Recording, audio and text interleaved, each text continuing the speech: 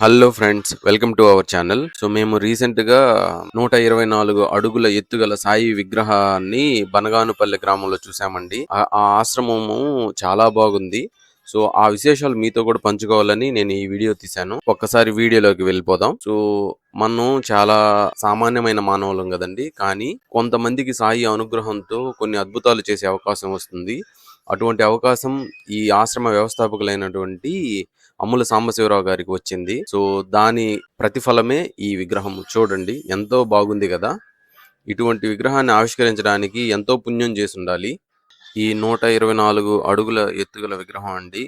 దీన్ని 3 ఫ్లోర్లు కట్టి దాని మీద విగ్రహాన్ని నెలకొల్పారండి. కింద నుంచి చూస్తే ఎంతో బాగుంది కదా. ఈ విగ్రహం యొక్క విశేషం ఏంటంటే, ఈ విగ్రహానికి వెనక వైపులా ఒక స్తూపం ఉంటుందండి. ఆ స్తూపంలో సాయి కోటిని రచించి అందులో భద్రపరిచారు. సో అది ఈ ఆశ్రమం యొక్క విశేషం. చాలా బాగుంటుందండి ఈ ఆశ్రమం. దాని పరిసర ప్రాంతాలు కూడా చాలా బాగుంటాయి. ఇది మన యాగంటికి పోయే మెయిన్ రోడ్లోనే ఉంటుంది. సో దానివల్ల చాలా మంది దీన్ని వీక్షించే అవకాశం పొందుతారు. సో మీరు కూడా ఎప్పుడైనా యాగంటికి వెళ్ళినప్పుడు దారిలో మర్చిపోకుండా ఈ ఆశ్రమాన్ని దర్శించండి. ఆశ్రమ వివరాలకు వద్దామండి. ఈ ఆశ్రమ వ్యవస్థాపకులు వచ్చేసి శ్రీ అమ్ముల సాంబశివరావు గారు. ఈ ఆశ్రమం పేరు వచ్చేసి శ్రీ షిరిడి సాయిబాబా సేవాశ్రమం. ఇది యాగంటిపల్లిలో ఉంటుందండి. మనం బనగానపల్లి నుంచి యాగంటిపల్లికి పోయే దారిలో ఉంటుంది. బేసిక్గా ఇది చూడడానికి ఎంతో అద్భుతంగా ఉంటుందండి.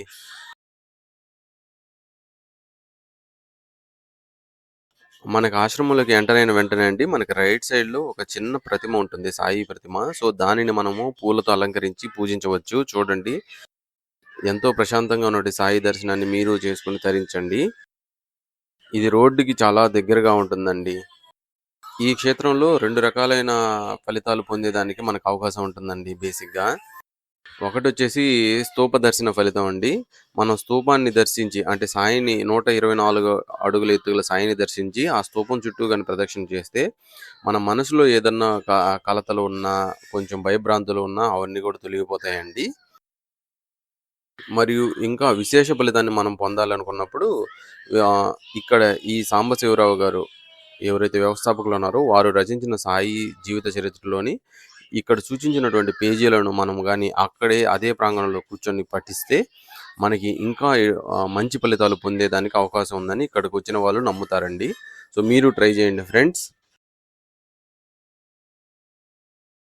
Thank you friends.